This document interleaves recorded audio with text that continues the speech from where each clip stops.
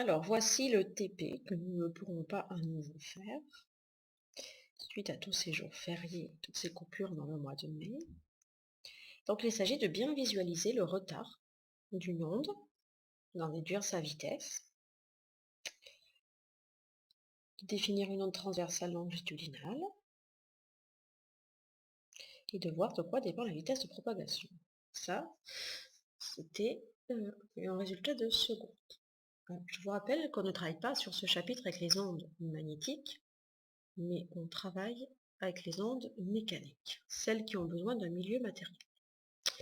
Donc pour lire une vidéo, je vous rappelle qu'on ne fait pas fichier ouvrir, on fait lecture de séquence à vie.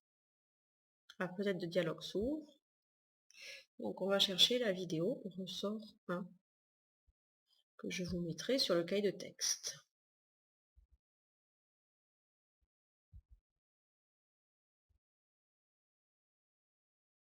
Je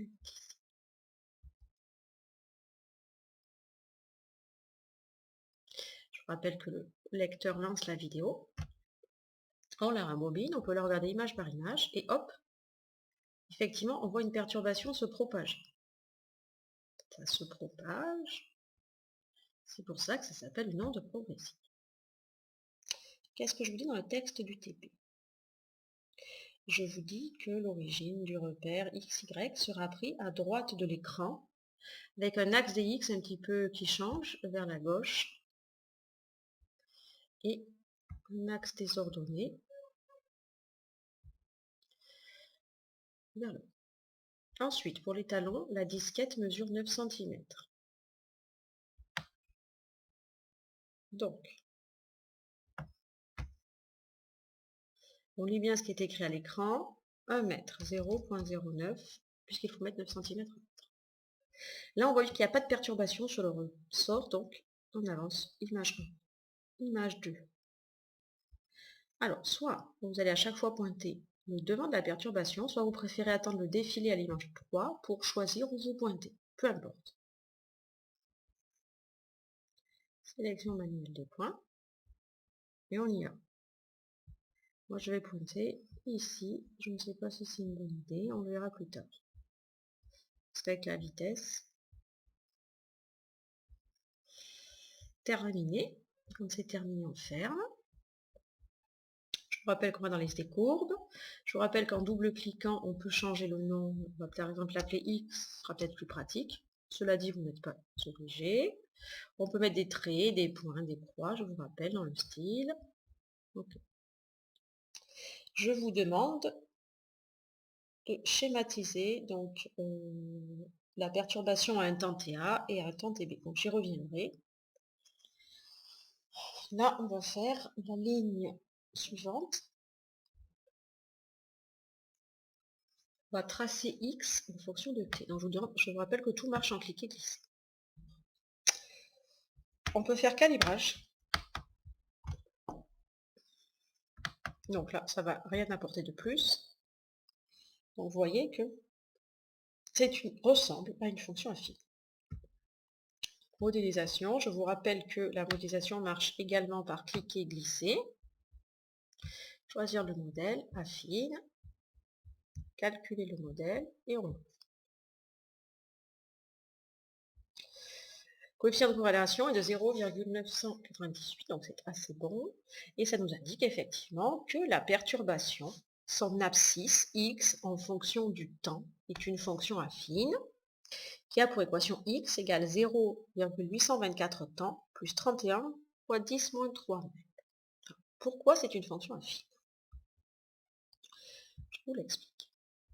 On rembobine. Vous voyez bien que quand j'ai commencé à pointer, mon origine du repère était ici, donc le début de la perturbation, il y avait une abscisse. À l'image suivante, si je souhaite l'abscisse,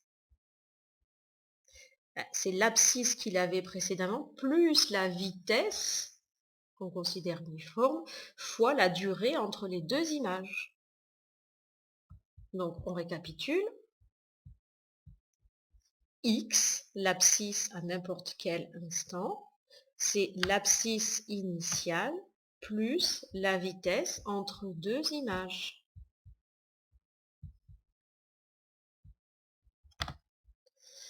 Donc, ce que vous devez écrire dans équation du modèle coefficient de corrélation, c'est que vous me recopiez cette équation et vous indiquez le coefficient de corrélation.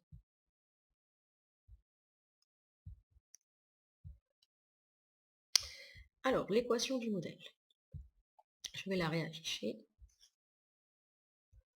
Je vais copier le résultat dans le presse-papier, ce que j'ai oublié de faire précédemment. Et je vais dans Word. Voici, je vous ai préparé le document un petit peu corrigé.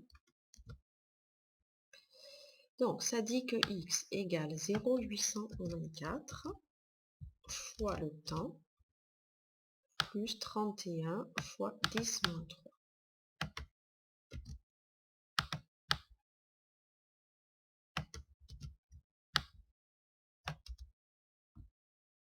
Ah. 31 fois 10 moins 3.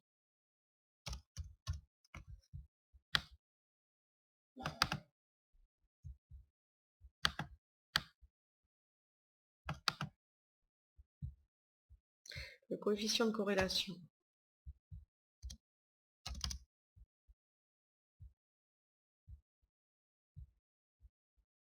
« 0,998.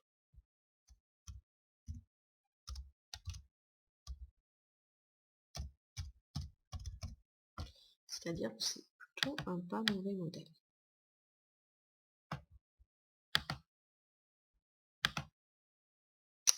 Voici ce qu'il faut dessiner ici. Ça, c'est le ressort. Donc la perturbation, un temps TA, elle est là. Un temps TB, elle est là. Qu'est-ce qu'il vous reste à compléter ensuite?